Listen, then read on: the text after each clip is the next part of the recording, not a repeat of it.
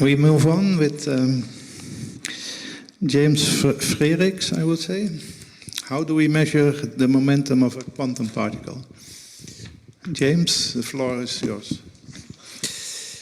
Okay, thank you very much. The work that I'm going to be telling you about has been supported by the National Science Foundation and Georgetown University. And before I get started, I do want to have a moment of silence to honor Oleg Vorobyov. Oleg was a graduate student from Ukraine who worked in visited at Georgetown about 20 years ago, and he ultimately became a professor of business in Severodonetsk, and he was killed in action on May 30th. Can we stand up and just take a minute for Oleg and all the other people?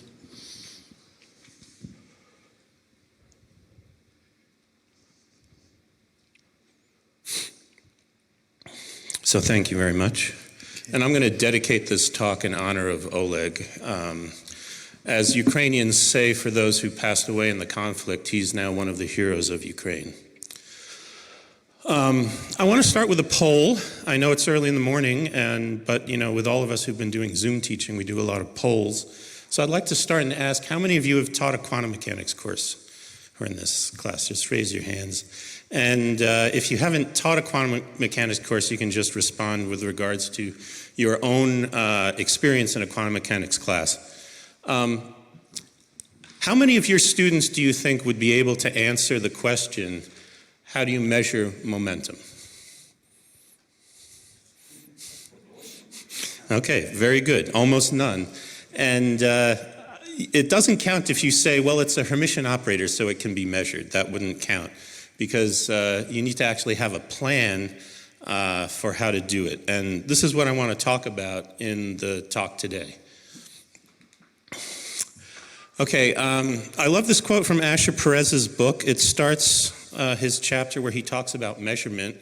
And what he says is quantum phenomena do not occur in a Hilbert space, they occur in a laboratory. And I think this is something we should always remember whenever we're talking about quantum mechanics.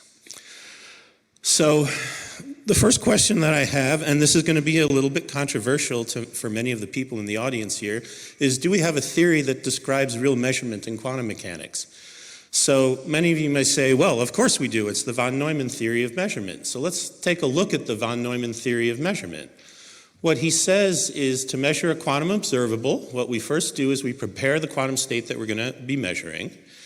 Then we find a way of entangling the state uniquely with an apparatus so that the pointer states of the apparatus are correlated with the eigenstates of the measured operator.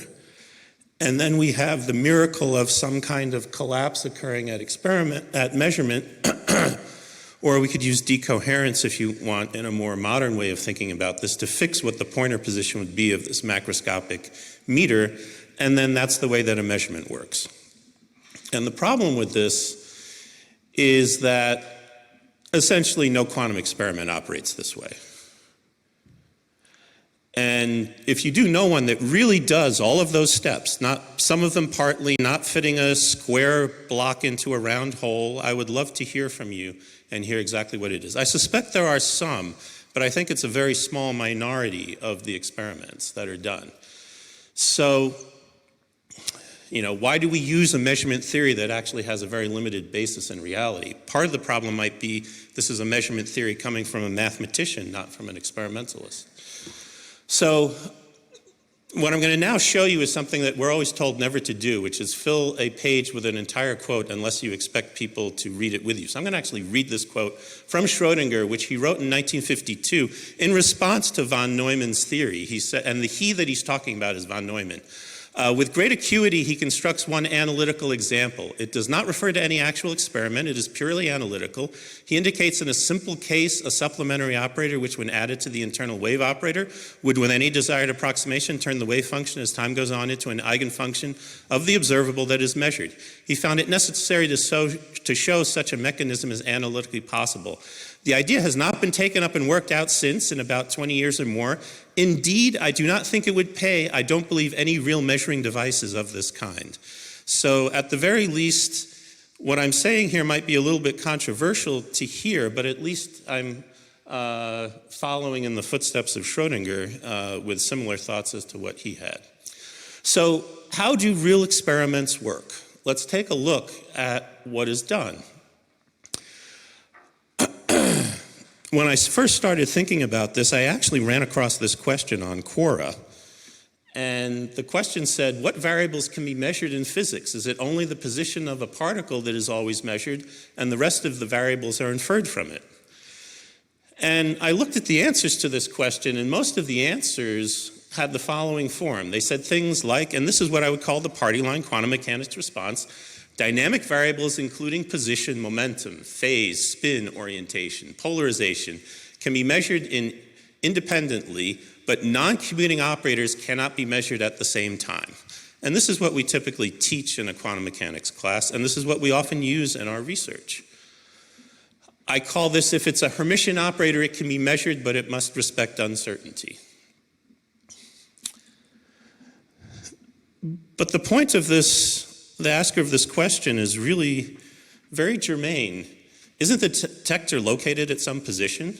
Aren't I always de facto measuring position along with anything else that I'm measuring?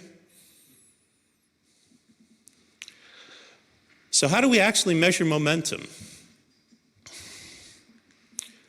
Many textbooks say we can measure momentum, but I have not found a single one except for Ballantine that actually talks about how you would do it. So let me tell you how. Time of flight is one of the common ways that you do this. This has become very popular in cold atom physics. And the way that it works is there's some event that starts a clock. The particle travels through free space to the detector where it's detected. We divide the distance traveled by the time that it took to be detected, and from that we can compute a speed, multiply that by the mass, you get the momentum. And at the instant of measurement, we know the position because that's what we measured. We also know the momentum because that's what we inferred. And I would argue that we could actually know both of these as accurately as you want. When you're doing a time of flight, there's always some uncertainty about exactly where the particle started. But the longer your time of flight is, the farther the particle has traveled, the relative error gets smaller and smaller. So you can make the error in the distance that it traveled as small as you want. Clocks are exceedingly accurate. We can make that error as small as we want. And of course, the position is determined by the physical size of my detector at the end, which we can also make fairly small. Probably not as small as we want, but fairly small. So it is simply not true to say that you can't measure position and momentum at the same time. In fact, the way you measure momentum is typically by measuring position. Now, many of you might be saying, hold on, what about uncertainty? Okay, this is one shot of the experiment. Uncertainty is related to the fluctuations after you repeat many shots. So if I do this experiment again, I get a different answer. And I get a different answer because the momentum distribution of the initial particle that I'm measuring is in some distribution given by the state that it was in. And that's where uncertainty enters. But in each shot of the experiment, you can measure both essentially as accurately as you want. And if you don't think that this is real, then go take a look at Cindy Riegel's recent experiment, where this is a beautiful experiment that I think should be now taught in every single quantum mechanics class, because she measures the wave function of harmonic oscillators. She measures the ground state, which is given here. She measures the first excited state, which is given here, and she measures the second excited state, which is given here. And the way that this experiment works is she has the atom in a tight trap about a micron in size, and at a given time she drops the trap, lets this expand for, I think it's about 20, 30 milliseconds. I think it's milliseconds. And then it goes through a light sheet, and the atoms go through cycling transitions, repeating, absorbing, and emitting light many times, and essentially localizing their position. And from the position and the time that the particle fell during, after the release from the trap, she can infer the momentum. And then she repeats the experiment and gets the momentum. The really hard thing that she managed to do is to figure out how to create the state in the first excited state and the second excited state of a harmonic oscillator, which is a highly non-trivial thing to do. Ground state is not that hard. You just cool it enough, you can get it into the ground state. But getting it into the first excited state or second excited state is actually very difficult, and that's one of the things that she achieved in this experiment. Okay, so it's simply not true that you cannot measure position and momentum at the same time. And I would encourage you not to say this to your students when you're teaching quantum mechanics.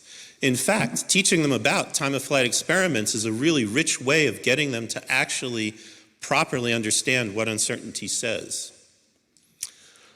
So what is true is that you cannot create a quantum state that has definite position and momentum, but with the right setup, we can measure the position and infer the momentum. And here's where we get a little philosophical. When I use time of flight to measure momentum, I'm really collapsing the state, if you want to believe in a Copenhagen way of looking at measurement. I'm collapsing the state in a position measurement because that's what I'm actually measuring. But I'm inferring the momentum. And this is actually the way that most quantum experiments work. Properties are inferred from what is directly measured, and this is a very important aspect of how measurement works. So another really good experiment is E2E spectroscopy. I just wonder, how many people out here have ever heard of E2E spectroscopy? Okay, a couple. It's a wonderful experiment. What you do is you have in this case, we're thinking about atomic targets. You shoot in a really fast electron, and it interacts with the electron in the atom and ejects the electron from the atom, and it also continues because it's a very fast electron. So you have one electron go in, two electrons come out. One is the so-called fast electron, and one is the slow electron, which is the one that was ejected from the atom. And what you do is you get your geometry such that you measure events in the plane where the electron is ejected from the atom. So what you have here is you have this incident beam coming in, you have the fast electron comes off at some angle, and you think of the plane corresponding to the beam and where the fast electron comes off, and then the slow electron comes off at some angle phi relative to that plane. And you have to measure both electrons, so it's a coincidence experiment, otherwise you don't know what you're getting. But the main thing that you're measuring is this angle here. And again, if you think about it, you're effectively measuring a position variable, the angle that it's coming off, and you'll have a detector located at some position that will tell you the angle that it came off. And from this, we're going to actually infer momentum. Okay, so the angle out of the plane is what actually measures the momentum of the slow electron. So the way that these experiments work is we work on what's called the beta ridge, which is the situation where the ion has no recoil. And then the scattering can be thought of as Rayleigh scattering of the electron off of the electron that it scatters off of, multiplied by the probability distribution of the electron in the atom to have a particular momentum. So it ends up being this combination of the Rayleigh factor and the wave function of the electron in the atom in momentum space. And this is what the result is for hydrogen. And for those of you who are familiar with what the wave function of hydrogen is in momentum space, the wave function is the square of a Lorentzian in momentum. And when I take the probability, that's the square of a Lorentzian. That's a Lorentzian to the fourth power. So you have 1 over 1 plus q squared to the minus 1/4. That's the solid line. The dots are the data. This is an image of an atom that you actually can do. It's in momentum space, but we have beautiful data. And this is, again, something that we should show in every quantum mechanics class. We should be showing an image of what a hydrogen atom is. And we should not say, in real space, if I were to measure the position of the electron in an atom, it would be mod psi squared of r times d cubed r, because there's no experiment known that can measure the position of an electron inside an atom. But we can measure the momentum distribution. So again, this is another example where we're measuring position here to determine that azimuthal angle along with coincidence and using that to infer momentum. Okay, so how do we actually measure individual quanta? And as I've been hinting at through this talk, in many cases we infer the properties by a clever experimental setup. Many measurements of individual quanta are destructive. And I say when you have a destructive measurement, there is no measurement problem. You know exactly when the measurement occurred. It occurred when you destroyed the particle. Having single quanta sensitivity and creating and manipulating single quanta is the thing that's very difficult to do. So let's take a look at an example, photons. Single photon sources and detectors. How do I create them? Well, the first single photon source was the calcium atom cascade source. And the way that that worked was you used two lasers to excite an electron from a ground state to an excited state. This state was somewhat short-lived. It decays fairly quickly to this state here. And then within about a nanosecond, you get a second decay. So by measuring this photon, which is a different color from this photon heralds that within a nanosecond I'm going to have a single photon coming out of the source. And the way that you verify that is you just hook this up to a photon counter and you see, so this is a situation where the source is sitting here, there's some travel time from the source to the detector in some cavity. And you see here you get essentially no signal. There's of course noise here. The floor level is here, so there's noise in the detector. And then after you have the time that it takes a photon to travel from here to here, you get a sharp blip, but of course there's a decay because the photon has a lifetime associated with it, and so you're actually directly measuring that lifetime in the experiment. So the width is telling you what the lifetime was of this particular atom, and it's on the order of 5 nanoseconds. Okay, how do we verify that it's actually a single photon detector? I mean, a single photon source. We have to use coincidence detection. So all you do is you take your source, put it on a beam splitter, and have two detectors, and you just ask the question, because it's heralded, you know when a single photon is coming in, you ask the question, did I detect it here, did I detect it here, or did I detect it in both? Okay, so you look at the number of coincidences, and you look at the ratio of that to the number of times you measure it here and the number of times you measure it here, and this is the total number of heralded events that you have. And this ratio, if it's less than 1, apologies that this came out a little bit blurry. I'm not sure why it's coming out so blurry, but if that ratio ends up being less than 1, then you have a quantum source. And this was one of the first experiments on this, and it was showing that you could get down to a value of this parameter on the order of 0.1, maybe a little bit smaller than that. And by the way, if you ever tell your students that laser light, if it's really dim, is a single photon source, that's completely wrong, because the laser light is a classical source, so it always has these correlations above 1. So you should never say that dim laser light is a source of single photons, because it is not. It's a classical source and the photons always bunch. So quantum measurement is difficult and subtle, and we should always describe precisely how it's done and never say it can just be done. We should never talk about experiments without describing how the experiment is actually performed. And in many cases, the real genius of the experiment is how you are inferring the property that you want. By the way, for that single photon measurement, just remember, there's no operator for is it a single photon source or is it not. We infer that by measuring this correlation and then using that to tell us that we actually have a single photon source. Okay, so what are the key ingredients for quantum measurement? We have to have single quantum sensitivity. We need to magnify the property being measured so that it can be observed. And we need to design an experiment carefully so that we can actually infer the property that we are interested in measuring. So let's look at spectroscopy. So in spectroscopy, I have some sample, I do something to it, and light comes out, and then I take that light, I shine it off I reflect it off a diffraction grating, and I measure an angle that the light comes out. And the angle is correlated with the energy. So here I'm using a position measurement of the angle that the photon is coming out as a way of directly inferring what the energy is of the photon.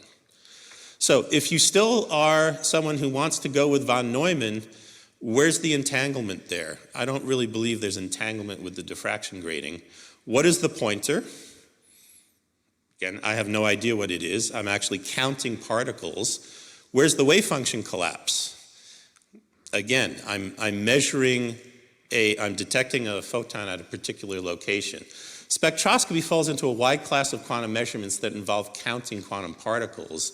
And these experiments don't really obey the projective measurement paradigm, and they're often not discussed in textbooks.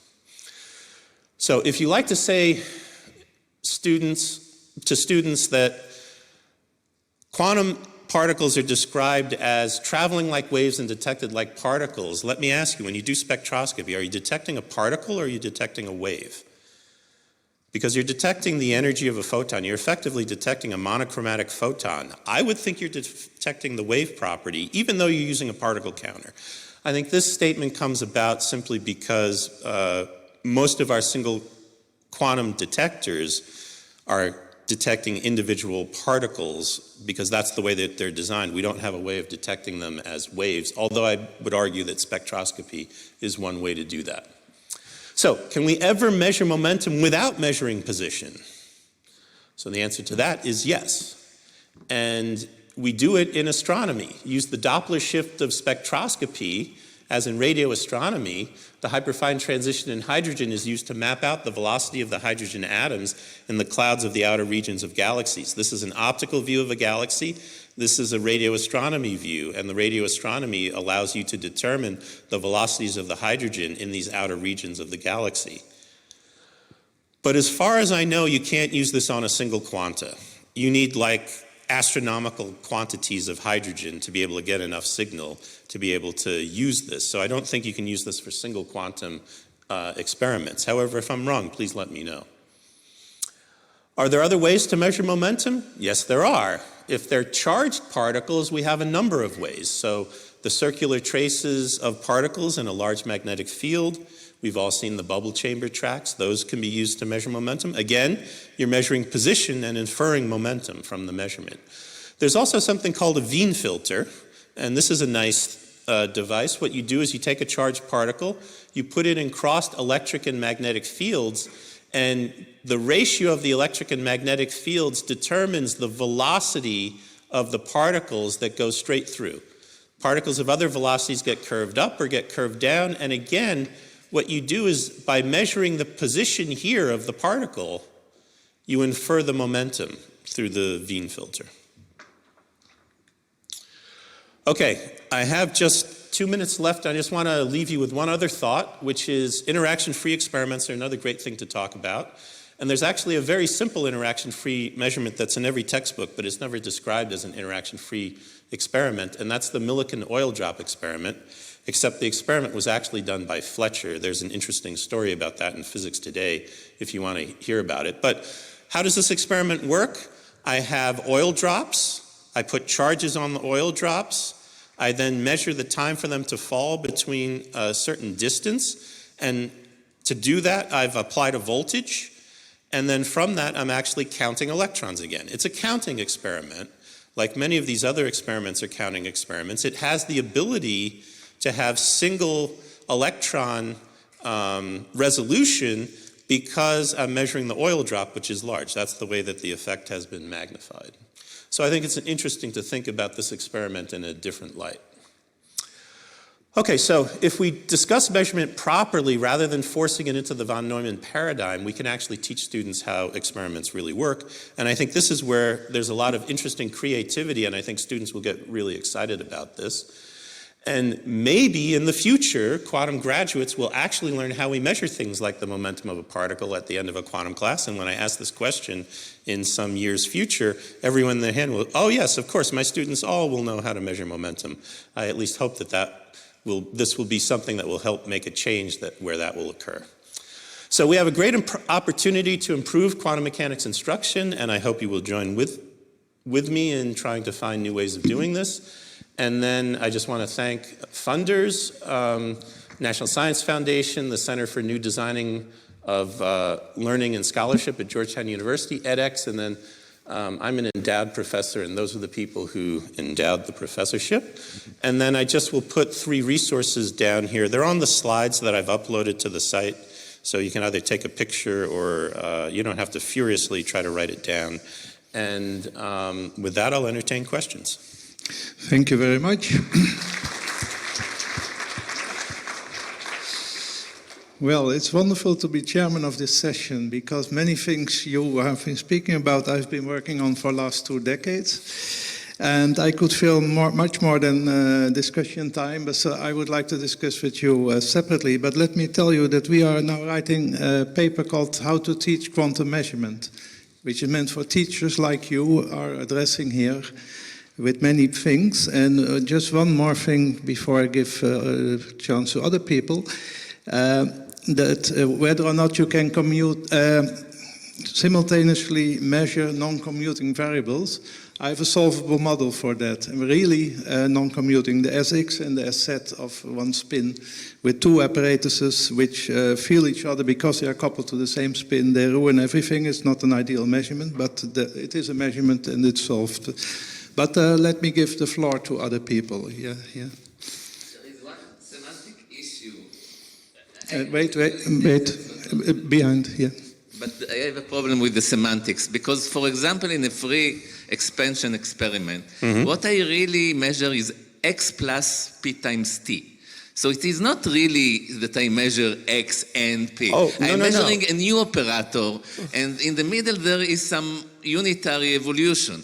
So I think that if you add in your scheme that in order to measure momentum, I do some unitary evolution or something, and then I measure position, and then I infer the momentum, what it was, I think that it is a more fair,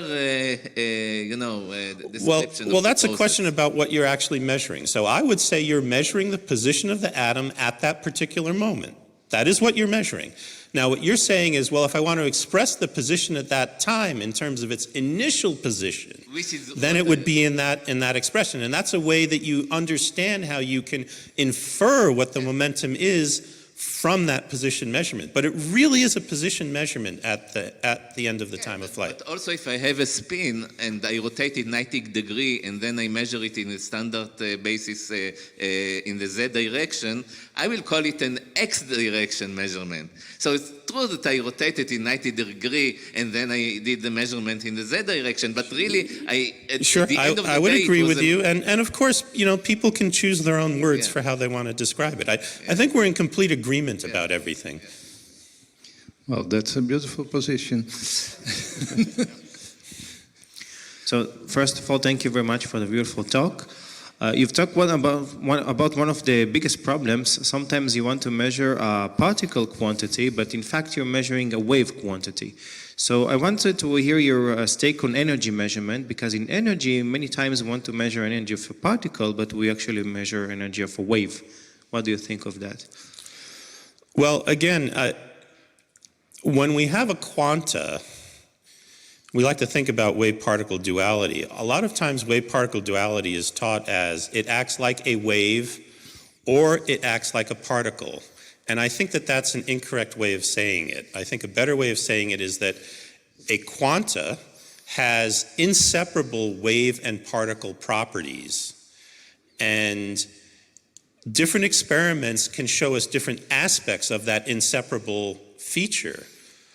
But it is not something like the quantum particle chooses, now I'm going to act like a wave, Gerard, now I'm going to act like a particle, and so forth. Gerard, can you come up? So if it works like a wave and it quacks like a wave, it's a particle, yeah? No, but I mean, like when you're measuring in spectroscopy, you're really counting particles, or at least you can work it out if you're doing it with single quanta, where you're measuring particles. But at the same time, you are measuring the energy of the photon. So which is it that you're measuring? If you think of it as an inseparable quantity, you're sort of measuring both at the same time. Okay, we have to leave it here. Thank you very much again.